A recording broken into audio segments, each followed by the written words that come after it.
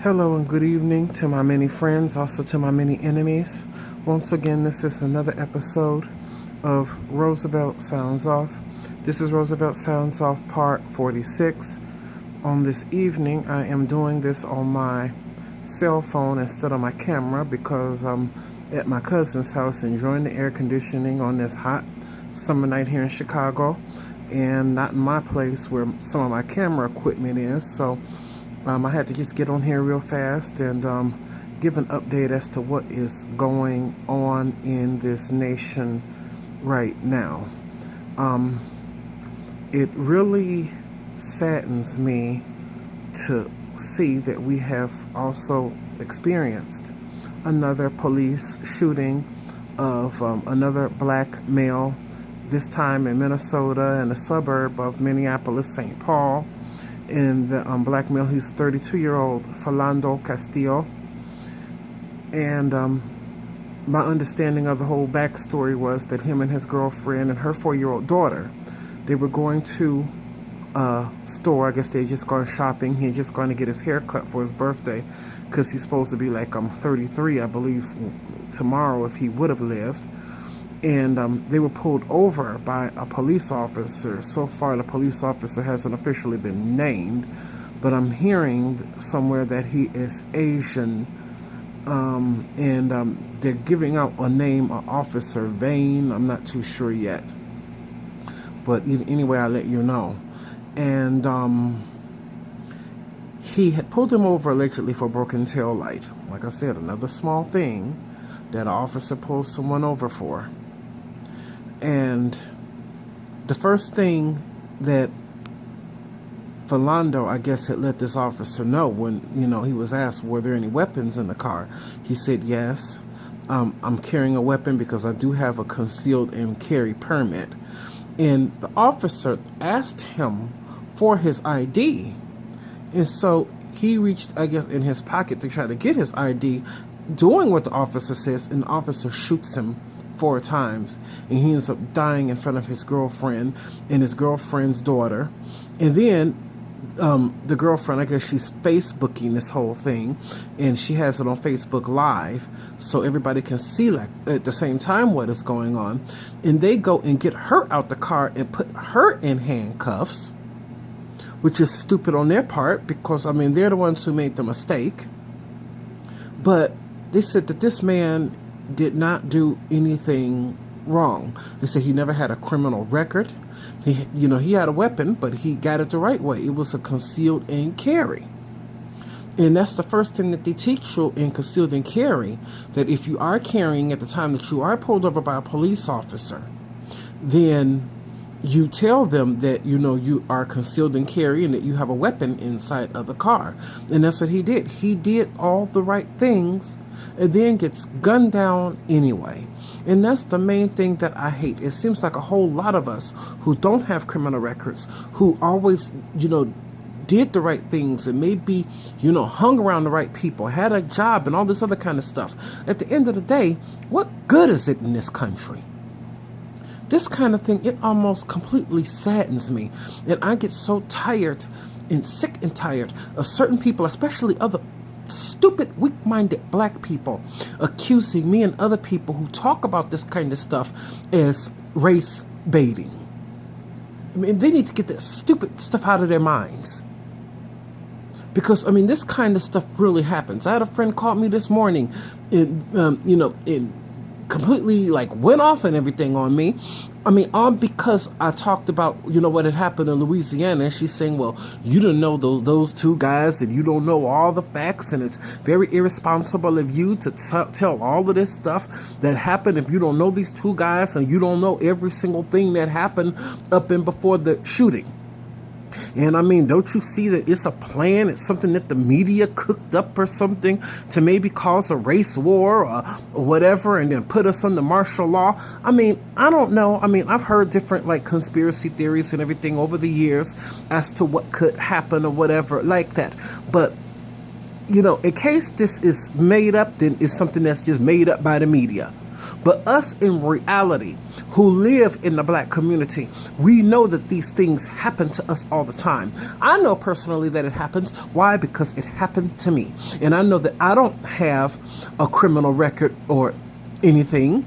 It's just that police officers, whenever they confront somebody who's black or Latino, they automatically think that you're a criminal. And this is not the way this is supposed to work, because this officer never would have done a white couple like that. He never would have shot a white man, but he chooses to shoot a black man who lets him know that he has a concealed and carry. And so therefore, people have just been protesting because this whole thing is not right. And what they did to this woman, his girlfriend, is just crazy. I mean, they put her in cuffs and they took her car away from her that they were riding in, took all the groceries that they, had bought, seized her cell phone. And even though, she was locked up and everything, she kept asking somebody, is my boyfriend alive? Is my boy? They kept telling her, I don't know. But they knew the whole time that he was dead. This is not supposed to be in this country. I am very saddened and I am very fearful in this country. Not only because of the thugs that we got to deal with on a regular basis, because you got to understand, looking on the other side of it, there's plenty of them also too. There's plenty of thugs and gangsters and stuff, because, we do have more black people who are killed by black people than are killed by police officers. And that's what people always tell me, that how can you talk about this kind of stuff when it's black people who commit crimes against other black people too? And yes, that might be true. Do we have a crime problem? Oh, yes, we do. But at the same time, come on now, just using this example, if I hurt myself, or if I go out and get drunk and I fall over a chair and hurt my leg, and I end up falling down the stairs and everything and hurt my arm and all that kind of stuff, it doesn't give you the right to come up and kick me in the head. And I actually believe sometimes police officers, they do things to us and want to kill us because we sometimes are not down for each other, and we don't value each other the way that we are supposed to. So therefore, if we don't have any kind of respect for each other, no one else, including police officers, do either. That's just the way it goes in this country. But at the same time, I was explaining to her that, to me, a black person killing another black person and a police officer killing a black, especially a black who's unarmed, it's two different things. Because we know that, people who go out and steal and rob and all of this other kind of stuff, that's criminal activity. So basically, that's just what criminals do. Just like the drug addict. The reason why he's a drug addict, why? Because drugs is what he does. The alcoholic, he drinks because drinking is what he does. The thief, he steals because stealing is what he does.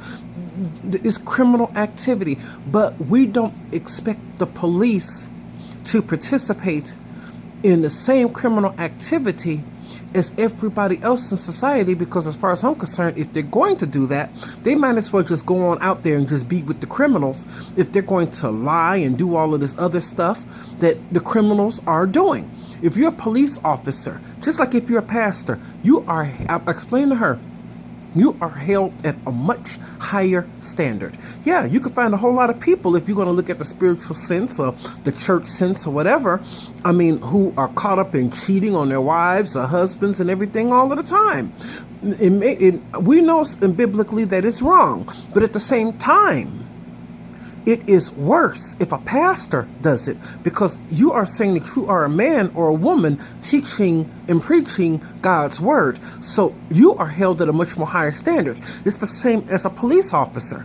Anytime you put on that badge and that uniform, you are a representative of the state and the city of which you are in, and you took a vow to uphold the U.S. Constitution of the United States of America, and you can't act like everybody else.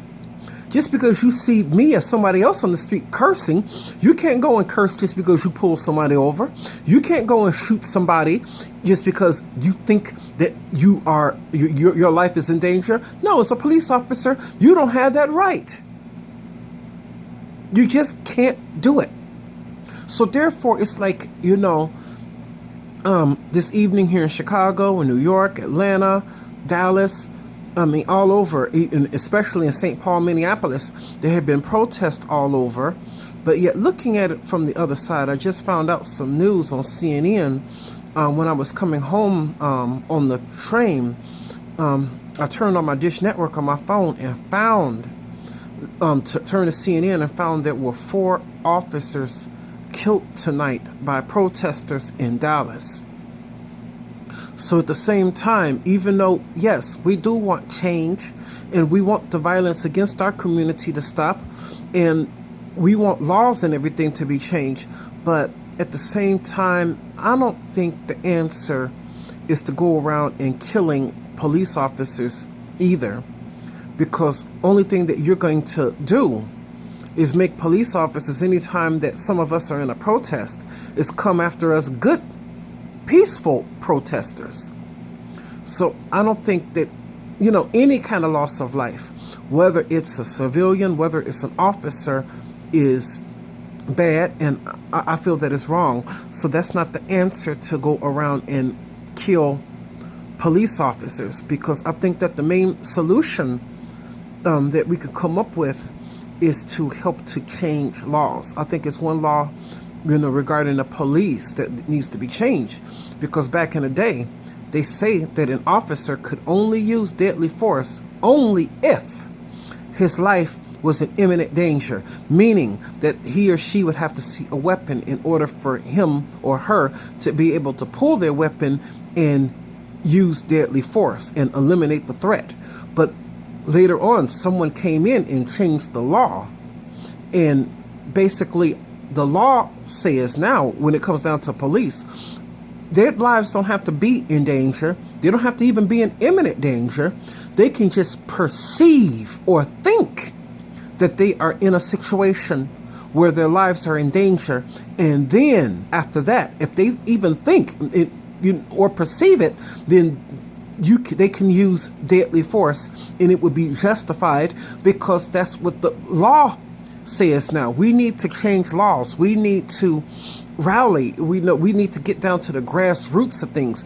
We even need to sit down and everything and talk to police. And I'm not talking about only talking to police, getting together and stuff with neighborhood people and politicians and spiritual leaders, clergy, community leaders, or who have you, to see what we can come up with to help to solve this problem here in this country that we have right about now. Because truly and really, it's no kind of a way that a man should have done every single thing right in the world, but yet still get gunned down like a common criminal anyway. To me, if you're going to get gunned down like a common criminal, heck, you might as well have been a criminal in the first place. Golly, at least you would have been made yourself happy. Right now, only thing I got to say, with all of this, that people, my beautiful people, that I feel after tonight, that it is time really, really to pray. Pray for the calm and the peace of this country. Pray that peace would sweep this country like a rushing mighty river. Pray that there is peace in our community. Pray that there is peace in the police department, even in between the police and our community. It is definitely time to pray right about now. Hopefully, we won't have this problem too much longer. But like I said, that's what we need to do, is help to change laws. And we need to come together and do it. But right now, it saddens me that all of this is going on right now, today in this country. So I'm going to end this video, and that's where I'm going to leave it. If you like it, give me a thumbs up and subscribe to the YouTube channel. Peace and blessings to all. I hope to see everybody on the next one. Bless everybody out there, and most of all, on tonight, may God bless America. Peace.